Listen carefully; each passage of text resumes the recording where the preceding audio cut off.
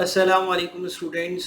आज के इस वीडियो लेसन में हम स्प्रिंग 2026 का क्वेश्चन नंबर 1 डिस्कस करेंगे, जो कि बिजनेस इनसाइट एनालिसिस के पास पेपर का है और इसमें 9 मुख्तलिफ MCQs हैं जो हमें डिस्कस करने हैं।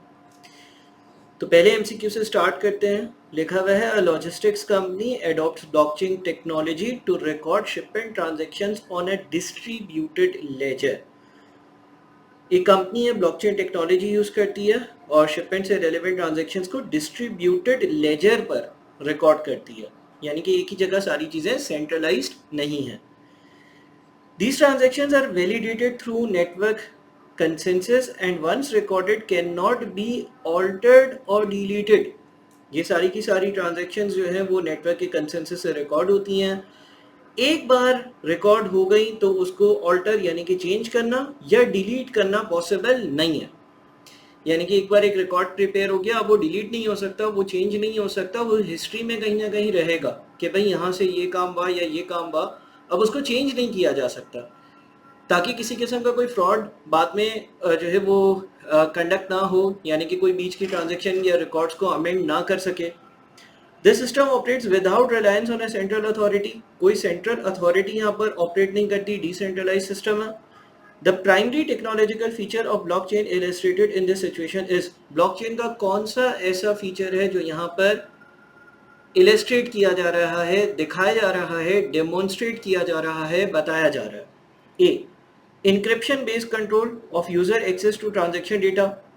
ऊपर कोई इंक्रिप्शन बेस्ड कंट्रोल की बात नहीं है, किसी इस तरह की बात नहीं है कि मैसेजेस इंक्रिप्टेड होते हैं या एक जगह से दूसरी जगह जब इंफॉर्मेशन जाती है तो बीच में वो डिसेमिनेट नहीं हो सकती है, ऐसी कोई बात सिनेरियो में नजर नहीं आती। बी में लिखा हुआ है, centralised storage and processing of transaction records, यानी कि एक सेंट्रलाइज्ड जगह पर सारा डेटा स्टोर किया जा रहा है, ऐसा भी नहीं है, बल्कि सवाल में तो क्लियरली लिखा हुआ है कि सेंट्रलाइज्ड अथॉरिटी नहीं है, उस पर रिलायंस नहीं है। C, decentralisation combined with immutability of transaction records. ये जो इम्यूटेबिलिटी का लफ्ज यूज किया गया है, इसका मतलब ये है कि कोई चीज़ ऑल्टर ना करी जा सके, कोई चीज़ चेंज ना करी जा सके, तो यही चीज़ ऊपर डिस्क्राइब करी भी है।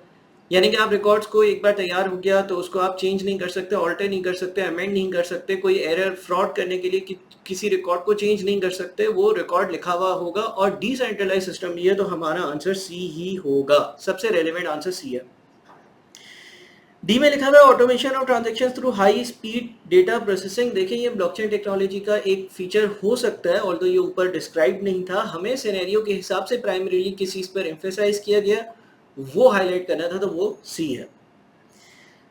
अगला सवाल है, company operates in a market where customers can easily switch suppliers.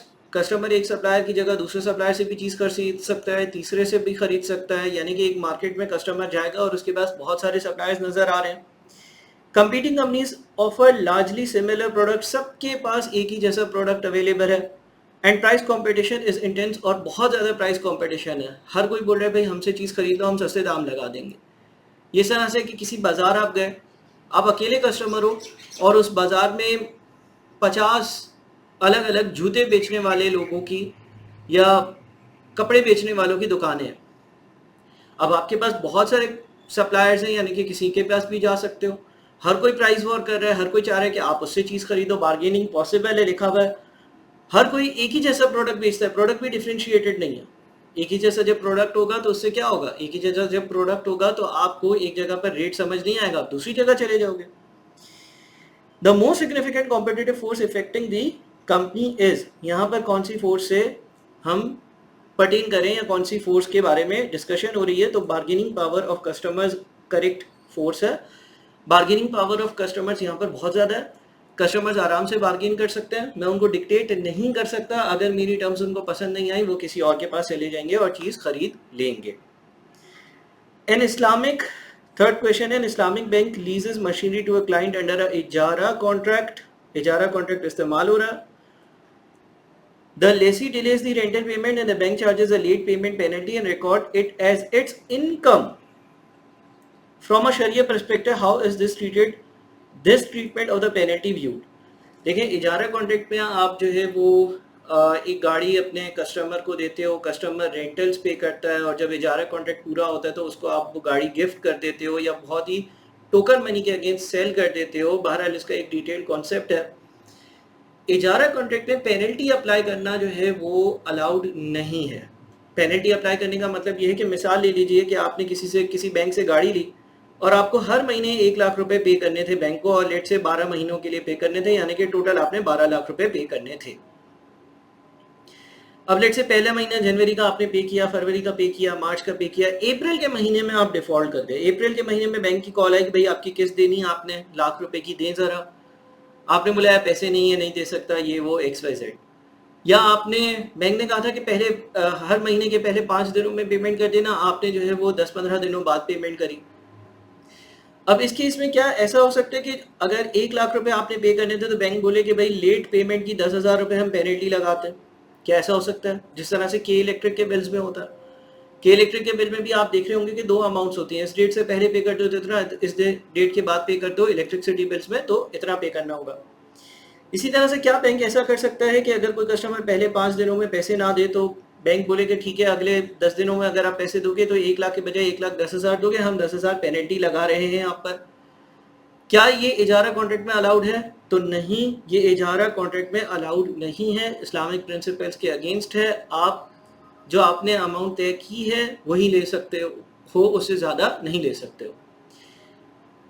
तो इसका मतलब ये हो गया कि इसका आंसर ए ही है, जिसमें लिखा हुआ है it is not permissible because any amount collected in excess of outstanding debt is considered as रिबा। ठीक है जी, और रिबा की इजाज़त नहीं है। अब सवाल यहाँ पे बच्चों का ये आ सकते हैं, सर अगर ऐसा करेंगे और पेनल्टी नहीं लगाएंगे तो फिर तो लोग किस्त ही नहीं देंगे। तो अब इसकी डिटेल थोड़ी सी आपको पढ़नी पड़ेगी। बेसिकली बैंक्स क्या करते हैं कि बैंक आपको बोलते हैं कि भाई हम आपसे 1 लाख रुपए ही लेंगे, लेकिन क्योंकि आपने लेट पेमेंट कर रहे हो तो हम आपसे 10,000 लेकर और वो 100% पैसा डोनेशन में या चैरिटी में दे देंगे। यानी कि बैंक अपने पास इनकम में उसको शामिल नहीं कर सकता, वो कलेक्ट कर डोनेट कर सकता है। ऐसा क्यों करने की इजाजत दी? अदरवाइज तो हर कोई डिफॉल्ट करता, हर कोई बोलता है इस्लामिक बैंक से गाड़ी उठाओ और फिर किस्तें पे ही ना करो, बैंक का फोन आते रहे काटते रहो, क्योंकि जितने पैसे देने उतने ही देने। बैंक 10 साल बाद भी आएगा तो आपने 12 लाख रुपए की गाड़ी ली है तो 12 लाख रुपए ही देने होंगे। तो ऐसा ना हो, तो इसलिए जो है वो ये वाला कॉन्सेप्ट एक इंट्रोड्यूस किया गया है। 4 पर आते हैं, सेंट्रल बैंक। अच्छा, सेंट्रल बैंक जो होता है वो डिक्टेट करता है मॉनेटरी पॉलिसीज को। मॉनेटरी पॉलिसीज, फिस्कल पॉलिसीज बनाने में मदद करता है। सेंट्रल बैंक जो है वो एक तरह से डिक्टेट करता है। जो आपकी पॉलिटिकल पार्टी होती है उसकी भी एक से होती है इसमें। तो लिखा हुआ है central bank hints that from next year all digital lenders क्या होते हैं? आपने देखा है बहुत सारी एप्लीकेशंस आ गई हैं जो डिजिटली उधार देती हैं। उनका कोई एग्जिस्टेंस फिजिकल नहीं होता, लेकिन वो डिजिटली लोगों को उधार देती हैं, 50,000 लाख रुपए और उसके अगेंस्ट पैसे लेती हैं। Must maintain a minimum liquidity reserve to continue operating. Central bank ने ये कहा कि अगले साल से जितने भी डिजिटल लेंडर्स हैं, यानी कि जो डिजिटली उधार का लेन देन कर रहे हैं, लोगों को उधार दे रहे हैं XYZ, उनको एक सर्टेन लिक्विडिटी रिजर्व मेंटेन करना होगा। लिक्विडिटी रिजर्व का मतलब होता है कि एक सर्टेन अमाउंट ऑफ कैश अपने पास रखना होगा। यानी कि ऐसा नहीं है लोगों से 100 रुपये आपने 200 रुपये का उधार दे दिया, लोगों से 100 रुपये आपने 100 रुपये का आगे उधार दे दिया। लोगों से अगर 100 रुपये आ रहे हैं तो मिसाल के तौर पर आप 30 रुपये का, मिसाल के तौर पर आप 60 रुपीज़ का, मिसाल के तौर पर आप 75 रुपीज़ का उधार आगे दे सकते हो किसी और को जिसको पैसे चाहिए। 25 रुपये अपने हाथ में रखोगे, ये लिक्विडिटी रेशियो होता है। तो सेंट्रल बैंक जो पॉलिटिकल पार्टी से इन्फ्लुएंस्ड है वो डिजिटल लेंडर्स पर एक नई तरह की पॉलिसी लेकर आ रहा है। Although the requirement has not yet been enacted into law, अभी ये लॉ नहीं बनना। This news immediately influences investors' confidence. इससे investors के confidence को influence हुआ। Under pesticide analysis, which factor best classifies this development? अब ये वाली development क्या technological factor है? Because it affects digital lending platforms? नहीं, देखिए हम पेस्टल एनालिसिस में ये देखते हैं कि political, economic, social, technological, ecological या लीगल चीज़ों का किसी और पर, किसी ऑर्गेनाइजेशन पर, किसी इंडिविजुअल पर क्या इम्पैक्ट है। हाँ, ये डिजिटल लेंडिंग प्लेटफॉर्म ज़रूर है, लेकिन डिजिटल लेंडिंग प्लेटफॉर्म्स ये पॉलिसी नहीं ला रहे। डिजिटल लैंडिंग प्लेटफॉर्म्स का ये क्रिएट हुआ इम्पैक्ट नहीं है। इम्पैक्ट कौन क्रिएट कर रहा है?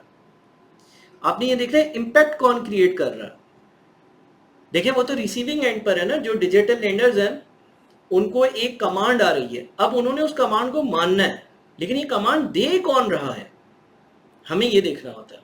पेस्टल एनालिसिस में ये इदारा है, इदारे को कौन सी चीज इंपैक्ट कर रही है, समझ रहे? एक रिसीवर होगा, एक सेंडर होगा। रिसीवर तो इदारा है, सेंडर यानी कि मुख्तलिफ जो फैक्टर्स हैं। तो हमें ये देखना है कि उस इदारे को कौन सी चीजें इंपैक्ट कर रही हैं। तो ये तो नहीं होगा। Legal factor because it will eventually impose compliance obligation of firms. हाँ, माना कि फ्यूचर ईयर में ये एक लॉ वगैरह बन सकता है, लेकिन अभी ये लॉ नहीं बना। Economic factor because it influences market confidence and capital availability. Again ये इसका नतीजा है, ठीक है जी, ये इसका नतीजा है, रिजल्ट है, प्रोडक्ट है। देखिए एक चीज होती है कुछ होना और उसके नतीजा आना, तो ये तो नतीजा है ना कि नतीजतन ये होगा। पेस्टल का फैक्टर कौन सा है? Political factor, because it reflects a policy stand of a public authority. Public authority का क्या मतलब? पब्लिक अथॉरिटी का मतलब सेंट्रल बैंक, यानी कि पॉलिटिकल पार्टीज नहीं है, एक पॉलिटिकल फैक्टर है या एक पब्लिक अथॉरिटी है जो ये पॉलिसी लेकर आ रही है। अब उसके इस पे इम्पैक्ट, उस पे इम्पैक्ट, उस पे इम्पैक्ट, लोगों पे इम्पैक्ट जा रहे हैं, डिजिटल प्लेटफॉर्म्स पर इम्पैक्ट जा रहा होगा, इन्वेस्टर्स और लेंडर्स और बोरोअर्स पर इम्पैक्ट जा रहा होगा, लेकिन हमें ये देखना है इम्पैक्ट कर कौन रहा है। एक्सटर्नल एनालिसिस के जरिए इम्पैक्ट आ कहां से रहा है, यहां से आ रहा है। फिर अगला है an industry is characterised by high fix cost. एक इंडस्ट्री में फिक्स कॉस्ट बहुत ज्यादा है, यानी कि अगर आपने उस इंडस्ट्री में घुसना है, काम करना शुरू करना है, तो जेब से बहुत सारा पैसा लगाना पड़ेगा फिक्स कॉस्ट के हिसाब से। फिक्स कॉस्ट वो होती है जो यूनिट्स के साथ वेरी नहीं करती है। लो वेरिएबल कॉस्ट, वेरिएबल कॉस्ट बहुत कम है, कॉस्ट ऑफ प्रोडक्शन की जो वेरिएबल कॉस्ट होती है वो बहुत कम है। लार्जली अनडिफरेंशिएटेड प्रोडक्ट्स, प्रोडक्ट्स भी डिफरेंशिएटेड नहीं है, यानी कि उस इंडस्ट्री में जितने भी लोग काम कर रहे हैं, जितने भी कॉम्पिटिटर्स हैं, कंपनीज हैं, एक ही जैसा प्रोडक्ट बनाकर बेच रही हैं। And excess production capacity across firms, और जितनी भी फर्म्स ऑपरेट कर रही हैं उनके पास प्रोडक्शन की कैपेसिटी या सलाहियत मौजूद है, यानी कि वो 100% कैपेसिटी पे काम नहीं करेगी। अब कोई नई कंपनी आएगी तो नया प्रोडक्ट लॉन्च करेगी तो उसका प्रोडक्ट भी बिकेगा। ये कंपनीज भी अभी भी मजीद प्रोडक्शन कर सकती हैं और बड़े आसानी से कर सकती हैं, क्योंकि जो वेरिएबल कॉस्ट है वो भी कम है, और कंपीट भी कर सकती हैं करंट कंपनीज आपस में, क्योंकि जो प्रोडक्ट है वो भी अनडिफरेंशिएटेड है, यूनिक अलग किस्म का प्रोडक्ट नहीं है, सब एक ही जैसा प्रोडक्ट बना रहे हैं। Which competitive force is most intensified under these characteristics? कौन सी ऐसी competitive force है जो बहुत ज़्यादा intensified है, जिसका बहुत ज़्यादा impact है? Threat of new entrants, threat of new entrants तो नहीं होगा। क्यों नहीं होगा? क्योंकि fixed cost बहुत ज़्यादा है। अगर fixed cost किसी चीज़ की कम होती है तो नए entrants आ सकते हैं। Bargaining power of suppliers, suppliers की क्या बार्गेनिंग पावर नजर आती है यहाँ पर? नहीं, वो इतना ज्यादा बार्गेन तो नहीं कर सकेंगे। थ्रेट्स ऑफ सब्स्टिट्यूट प्रोडक्ट्स, इसके बारे में भी कोई खास बात नहीं है। राइवलरी अमंग एग्जिस्टिंग कॉम्पिटिटर्स, मेरे ख्याल में ये सही आंसर होगा। देखते हैं 5 का आंसर ठीक जो है वो डी है। क्यों सर डी क्यों है? देखिए जो एग्जिस्टिंग फर्म्स है उनके बीच में राइवलरी इसलिए ज्यादा होगी क्योंकि एक तो उनके पास प्रोडक्शन कैपेसिटी मौजूद है, अगर उनको मजीद कस्टमर मिलते हैं तो वो प्रोडक्शन कर सकते हैं। प्रोडक्शन करना भी बड़ा आसान है, कॉस्ट ऑफ प्रोडक्शन बहुत कम है या वेरिएबल कॉस्ट बहुत कम है, फिक्स कॉस्ट तो वो ऑलरेडी इनकर कर चुके हैं। प्रोडक्ट्स अनडिफरेंशिएटेड है, यानी कि ऐसा भी नहीं है कि आप किसी एक्स कंपनी या वाई कंपनी से चीज लेना प्रेफर करो, बिकॉज हर कोई एक ही जैसा प्रोडक्ट बना रहा है, तो एग्जिस्टिंग कंपनीज के बीच में राइवलरी बहुत ज्यादा होगी। सिक्स्थ है Delta Electronics as a product line that operates in a market growing at 18% annually. एक ऐसी मार्केट है जो 18% से ग्रो कर रही है। Delta holds a 30% market share, while the largest competitor holds 25%. तो आप मार्केट लीडर भी हैं। सबसे बड़ी कंपनी आपकी है जिसका 30% शेयर है, इसके बाद वाली कंपनी 25% शेयर वाली है, इसका मतलब आपकी कंपनी बहुत बड़ी कंपनी है, आप मार्केट लीडर हैं, आपका रिलेटिव मार्केट शेयर बहुत ज्यादा है। Given that 10% is considered as the midpoint for market growth in the BCG matrix, this product is best classified as, आपने सीधा सीधा BCG matrix से आइडेंटिफाई करना है। हाई ग्रोथ मार्केट है क्योंकि 10% से ज्यादा पर ग्रो कर रही है, 18% पर ग्रो कर रही है, ठीक है। और दूसरी तरफ आप मार्केट लीडर भी हैं, यानी कि आपका रिलेटिव मार्केट शेयर भी बहुत ज़्यादा है, यानी कि आप स्टार हो। स्टार क्या होता है? स्टार वो प्रोडक्ट्स होते हैं जिसका ग्रोथ रेट भी ज़्यादा हो मार्केट का और आप भी मार्केट लीडर हो। ये बीसीजी मैट्रिक्स में डिस्कस करी हुई चीज़ है। In a Mudarba contract, if a loss occurs due to normal business risk and not because of negligence or misconduct, who bears the financial loss? अगर मुदारबा कॉन्ट्रैक्ट में कोई नुकसान होता है जिसमें नुकसान बिजनेस चलाने वाली पार्टी की वजह से ना हो, उसके मिसकंडक्ट की वजह से ना हो, उसकी गलती की वजह से ना हो, तो रब्बुल माल जो होता है वो 100% नुकसान बर्दाश्त करता है। 6 और 7 का देख लेते हैं कि ए आंसर है। 6 का, सॉरी एक मिनट, 6 क्या है? हाँ, 6 का बी है और 7 का ए है। बिल्कुल ठीक है, हम सही जा रहे हैं। अच्छा, यहाँ पर थोड़ा सा अगर आपने मुदारबा को रिवाइज करना है तो आप ये बातें पढ़ सकते हैं। ये मैंने यहाँ पर पैसेज दे दिया है ताकि आप वीडियो को पॉज कर इसको पढ़ लें तो आपको रिकॉल हो जाए। मुदारबा में आपके पास रब्बुल माल जो होता है बेसिकली वो पैसे इन्वेस्ट करता है। अगर लॉस होता है तो लॉस जितना भी होता है वो कैपिटल कंट्रीब्यूशन रेशियो में शेयर होता है जिसने पैसे लगाए हुए होते हैं, यानी कि लॉस जो है वो रब्बुल माल बर्दाश्त करता है। हाँ, उस केस में एक अलग चीज़ है, जब लॉस जो है वो ड्यू टू निग्लेजेंस ऑफ अ मुदारिब है, यानी कि जो बिजनेस चला रहा होगा वो अगर बेवकूफ़ी कर रहा है, अक्लमंदी नहीं कर रहा जितनी एक रीजनेबल अक्लमंदी होनी चाहिए, तो फिर उस नुकसान का वो जिम्मेदार हो सकता है। फिर अगला सवाल है, which of the following situations most clearly demonstrates the loss of a unique resource causing it to become a threshold resource. ठीक है, तो इसके लिए आपने थ्रेशोल्ड और यूनिक रिसोर्स को शायद रिवाइज करना होगा। उन दोनों के पैराग्राफ लिखे हुए हैं। यूनिक रिसोर्स क्या होती है? Resources controlled by the entity that competitors do not have and will have difficulty in acquiring. कोई भी ऐसी रिसोर्स जो आपके पास है जो कॉम्पिटिटर्स के पास नहीं है, जिससे आपको एक एक्स्ट्रा एडवांटेज मिल रहा है, वो आपकी यूनिक रिसोर्स है, जिसकी वजह से आप कॉम्पिटिटर्स से आगे हो, आप कॉम्पिटिटर से बेहतर हो, आप कॉम्पिटिटर से अच्छे नजर आते हो, आप कॉम्पिटिटर्स को स्ट्रगल करने के लिए एक फोर्स पैदा कर रहे होते हो। तो यूनिक रिसोर्स एक खास मखसूस रिसोर्स होती है जो आपके पास होती है। ठीक है जी, ये रिवाइज कर लीजिएगा, वैसे बेसिक लेक्चर्स में मौजूद है। अच्छा, 7 का आंसर भी कंफर्म कर लें कि ए है या नहीं। बिल्कुल 7 का आंसर ये है। अब 8 पे आ जाते हैं। 8 के पार्ट ए में लिखा हुआ है, 8 के पार्ट ए में लिखा हुआ है, a patent production process expires allowing competitors to legally adopt similar methods। देखें, सवाल आपसे ये पूछ रहा था कि इसमें से कौन सी ऐसी सिचुएशन है जिसमें आपकी एक यूनिक रिसोर्स एक थ्रेशोल्ड रिसोर्स में कन्वर्ट हो रही है। यूनिक रिसोर्स का मतलब होता है कि एक खास मखसूस अलग तरह की रिसोर्स जो आपके पास मौजूद थी। थ्रेशोल्ड रिसोर्स का मतलब होता है वो बेसिक बुनियादी चीज़ें जिसके ज़रिए, जिन रिसोर्सेज के ज़रिए आप अपना बिजनेस कर सकते हो। अब पहली ही एग्जांपल आपकी ये दी हुई है कि आपके पास अभी एक पेटेंट है, यानी कि एक तरह से एक लाइसेंस था कि XYZ प्रोडक्ट सिर्फ मैं बना सकता हूं और कोई नहीं बना सकता। तो ये आपकी एक यूनिक रिसोर्स है, क्योंकि और किसी कॉम्पिटिटर के पास ये टेक्नोलॉजी बनाने के इख्तियार ही नहीं है, लीगली वो अलाउड ही नहीं है। तो ये आपकी यूनिक रिसोर्स है। लेकिन अब वो पेटेंट एक्सपायर हो गया।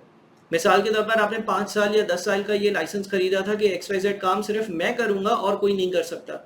अब वो 10 साल पूरे हो गए और सवाल के पार्ट ए में लिखा हुआ है कि अब वो काम कोई भी कर सकता है। तो अब वो आपकी कोई यूनिक रिसोर्स तो नहीं रही, वो तो एक थ्रेशोल्ड रिसोर्स बन गई। तो ए आंसर होगा। 9th पर आ जाते हैं।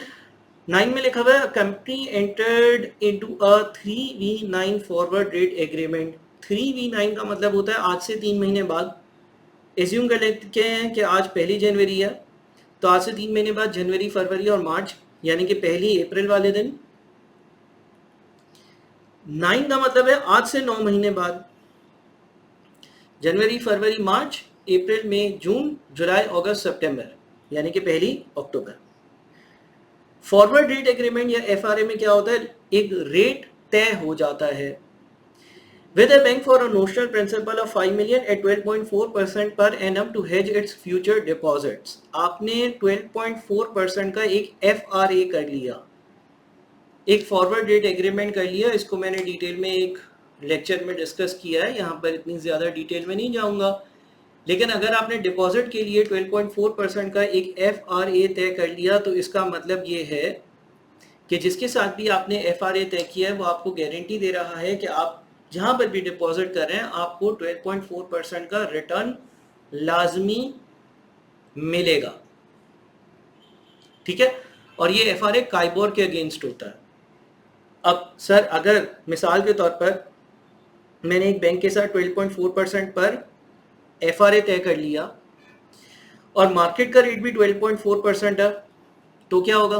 तो आपने मार्केट में पैसे लगाए होंगे, आप 12.4% कमा रहे होंगे, बिल्कुल कमा रहे होंगे, आपकी जेब में चले जाएंगे।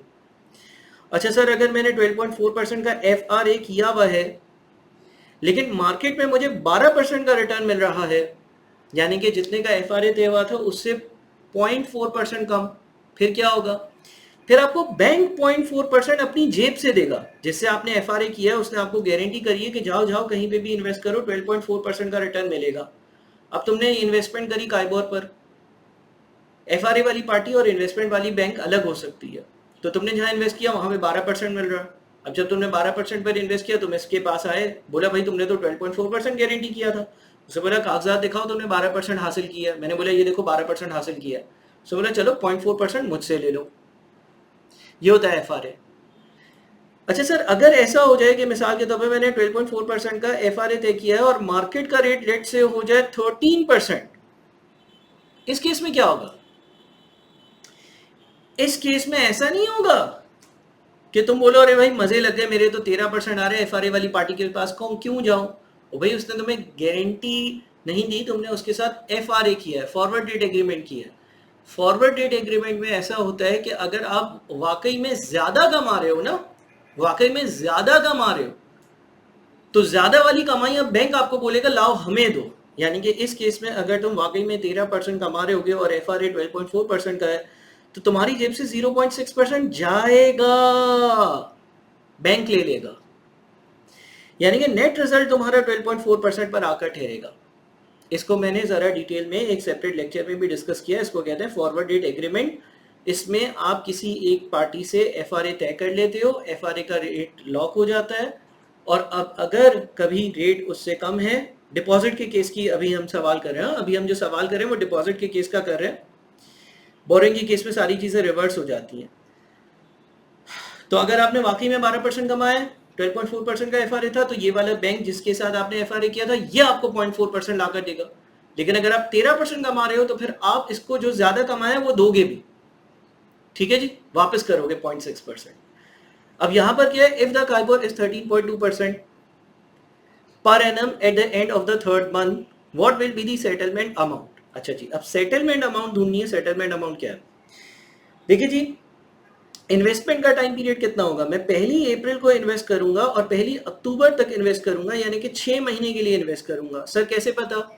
3V9 का मतलब है आज से 3 महीने बाद इन्वेस्टमेंट स्टार्ट होगी। डिपॉजिट का केस कर रहे हैं, और आज से 9 महीने बाद इन्वेस्टमेंट खत्म होगी, यानी कि 1 अप्रैल को स्टार्ट होगी, 1 अक्टूबर को खत्म होगी, तो 6 महीने के लिए इन्वेस्टमेंट कर रहा हूं। काइबोर चल रहा है 13.2%, काइबोर चल रहा है 13.2%, यानी कि मुझे डिपॉजिट पर 13.2% हासिल हो रहा है। ठीक है जी, मुझे डिपॉजिट पर 13.2% हासिल हो रहा है। अमाउंट कितनी है? 5 मिलियन की। कितने टाइम की बात हो रही है? 6 महीनों की। तो ये कितना बनता है? 13.2% इंटू 5 मिलियन इंटू 6/12, ये बनता है 330,000, है ना? मैं 6 महीने के लिए, गौर से सुनिएगा, मैं 13.2% पर पैसे इन्वेस्ट करूंगा। किस दिन इन्वेस्ट करूंगा? 1 अप्रैल वाले दिन। कब तक इन्वेस्ट करूंगा? 1 अक्टूबर वाले दिन तक। मैं 6 महीने के लिए 13.2% पर पैसे इन्वेस्ट करूंगा, 5 मिलियन रुपए इन्वेस्ट करूंगा, तो मैं 330,000 कमा लूंगा। लेकिन क्योंकि मैंने 12.4% का FRA किया हुआ है, क्योंकि मैंने 12.4% का FRA किया हुआ है और एक्चुअल कमाई उससे ज्यादा हो रही है, तो जिसके साथ FRA किया है वो आकर बोलेगा ओ भाई ज्यादा वाली कमाई मुझे दो, यानी कि मुझे उसको 0.6%, अगर इन दोनों का डिफरेंस है, सॉरी 0.8% उसको दे देना पड़ेगा। 0.8% उसको दे देना पड़ेगा। 0.8% अगर मैं उसको दूंगा, क्यों 0.8%? 13.2% का काइबोर है, 12.4% पर रेट का FRA हुआ है, यानी कि अगर मैंने 0.8% ज्यादा कमाया तो ये वो बैंक ले जाएगा जिसके साथ FRA किया, तो वो कितना ले जाएगा? 0.8% इंटू 5 मिलियन इंटू 6/12, ये बनता है 20,000। तो मेरी नेट कमाई क्या हुई, 3,10,000 हुई। ये ऐसे भी कैलकुलेट हो सकती है, देख लेते हैं। 12.4% into 5 million into 6/12, 12.4% into 5 million into 6/12, ये भी आता है 310। ठीक है जी, पहले तो यहां तक की बात समझ लें। सही है सर, ये बात तो हम समझ गए। पे कौन किसको करेगा, क्या FRA वाला बैंक मुझे पे करेगा? देखें, एक तो बैंक है, एक कंपनी है जिसने FRA बैंक के साथ किया, FRA वाली बैंक की बात कर रहा हूं। इस केस में जो हमें केस दिया हुआ है वो ये है कि मार्केट का रेट ऑफ रिटर्न FRA के रेट से ज्यादा है और डिपॉजिट का केस है, तो जो कंपनी ने ज्यादा कमाया वो कंपनी बैंक को दे देगी। FRA 12.4% पे तय हुआ था, कमाया 13.2%, तो जितना ज्यादा 0.8% कमाया वो कंपनी बैंक को दे देगी। ठीक है। अच्छा, अगर डिपॉजिट के केस में FRA होता 15% का और रेट होता 13.2%, तो फिर बैंक कंपनी को 1.8% देता, उसका 13.2 जो है वो 15 तक ले जाता, 1.8% ज्यादा कंपनसेट कर। इस चीज को जरा गौर से सुने। अब ये तो सर कहानी बड़ी अच्छी लगी, लेकिन यहाँ पर हो क्या रहा है, अब गौर से सुनिएगा। 12.4% का FRA तय हुआ, मार्केट का रेट ऑफ रिटर्न 13.2% था, डिपॉजिट का केस था, तो इसका मतलब कंपनी ने बैंक को पैसे देने, कंपनी ने बैंक को पैसे देने, कंपनी ने बैंक को पैसे देने, है ना? ऐसा ही है ना, आपने ज्यादा कमा लिया तो आप बैंक को वापस करेंगे, जो मैंने अभी ऊपर एग्जांपल बताई, और FRA की एक अलग वीडियो भी है। तो पेबल बाय द कंपनी है, पेबल बाय द बैंक नहीं है, ये आंसर नहीं होगा, ये आंसर नहीं होगा। अब सर आंसर डी होगा, डी होगा, डी होगा। इसको मैं थोड़ा सा समझाता हूं कि आंसर सी क्यों है। देखो, इन एक्चुअल जो है ना वो 1 अप्रैल से 1 अक्टूबर 6 महीने बनते हैं, तो जहां पर भी आपने 13.2% पर इन्वेस्ट करे होंगे 5 मिलियन रुपए 6 महीने के लिए, ये रिटर्न आपको एक्चुअली आएगा 1 अक्टूबर वाले दिन, है ना? ऐसा तो नहीं होता ना, मैं बैंक में पैसे रखता हूं, बैंक पहले ही रिटर्न दे देता है। मिसाल के तौर पर मैं बैंक जाऊं, 1 लाख रुपए रखूं 10% पर साल के लिए, तो बैंक बोलेगा 1 साल बाद आना और 1,10,000 रुपए लेकर जाना।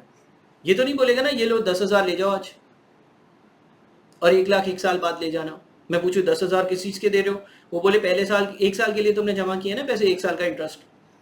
तो ऐसा तो नहीं होता। इसका मतलब ये पैसे कब मिलेंगे, 3,30,000 1 अक्टूबर को।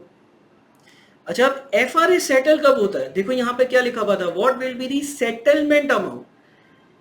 अब आपको पता है कि भाई 6 महीने का 20,000 रुपया, 330 में से जो 20,000 कमाया है वो FRA वाले बैंक को दे देना है। 330 जो मैं कमाऊंगा 1 अक्टूबर को जो मेरे अकाउंट में 330 आएगा, 1 अक्टूबर को जो मेरे अकाउंट में 330 आएगा, 1 अक्टूबर को मेरे अकाउंट में जो 330 आएगा, उसमें से 20,000 मैं FRA वाले बैंक को दे दूंगा जो मेरी ऊपर की ज्यादा की कमाई है, और 3,30,000 अपने जेब में डाल दूंगा जो मेरी कमाई है। इस तरह से मैंने 13.2% कमाया, लेकिन ऊपर का 0.8% बैंक को वापस कर दिया और 12.4% मेरी जेब में बच गया। ये सब तो तब होता जब 1 अक्टूबर को सेटलमेंट होती। अमूमन सेटलमेंट कब हो जाती है, जैसे ही आप पैसे जमा करते हो, यानी कि आप 1 अप्रैल को बैंक गए ना, आप 1 अप्रैल वाले दिन बैंक गए, जिस बैंक में आपने डिपॉजिट करवाना था वहां पर आपने 5 मिलियन 13.2% पर डिपॉजिट कर दिए, 6 महीने के लिए कर दिए। ये बात हो गई कि 1 अक्टूबर को आपको 330 मिल जाएंगे, लेकिन FRA वाली पार्टी जो है ना उसको हम 1 अप्रैल को ही सेटल कर देते हैं। 1 अप्रैल को ही उसको बोलते हैं भाई तुम 1 अक्टूबर तक नहीं रुको, तुम आज ही पैसे ले जाओ। एक नजरिया ये है कि सर 330 1 अक्टूबर को मिलेंगे, उसमें से 20 दे दूंगा मैं FRA वाले बैंक को और 310 मैं अपनी जेब में रख लूंगा। दूसरा ये है कि भाई 1 अप्रैल वाले दिन ही सेटलमेंट कर दो और FRA वाली पार्टी को tata bye bye see you कह दो, ये कॉमन प्रैक्टिस है।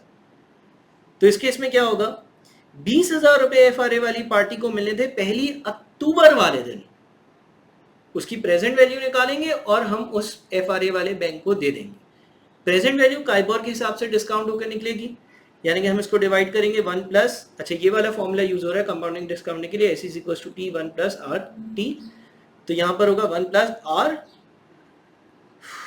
13.2% इंटू T 6/12, यानी कि जो 20,000 रुपए 1 अक्टूबर के हैं उसकी 1 अप्रैल की प्रेजेंट वैल्यू निकाली, 13.2% into 6/12 plus 1, 20,000 divided by answer. ये 1876 1.7 बनता है, 1876 1.7 तकरीबन बनता है, यानी कि इसका आंसर होगा सी। 4 रुपए से कोई फर्क नहीं पड़ता, आंसर सी होगा। सी इस तरह से आंसर आया, यानी कि हमें जो कंपनसेशन करनी थी अक्टूबर वाले दिन, उसकी 1 अप्रैल की वैल्यू निकाली। क्या सर हम हमेशा ऐसा ही करें? हाँ, अगर सेटलमेंट अमाउंट पूछा हुआ है तो उसका मतलब ये है कि जिस दिन आपने बैंक में डिपॉजिट कर कर अपना सारा हिसाब किताब कर लिया तो उसी दिन आप एफआरए वाली पार्टी को कंपनसेट कर देते हो। तो यहाँ पर ये कुछ एमसीक्यूज डिस्कस करेंगे। उम्मीद करता हूँ कि आपको इस वीडियो से हेल्प हुई होगी, एमसीक्यू समझ में आए होंगे। 1 से 2 बार वीडियो ज़रूर देखिएगा, स्पेशली लास्ट वाला जो एमसीक्यू है वो थोड़ा सा टेक्निकल था। फॉरवर्ड डेट एग्रीमेंट की डिस्कशन अलग से भी हुई है, आप अगर उसको देखेंगे तो आप आसानी से इसको समझ सकेंगे। मैंने यहाँ पर बहुत ज़्यादा ज़ाहिर है डिस्कशन नहीं करी, सवाल सॉल्व करने पर मेरा ज़्यादा फोकस था। अपना ख्याल रखिएगा, मुझे दुआओं में याद रखिएगा। अल्लाह हाफ़िज़।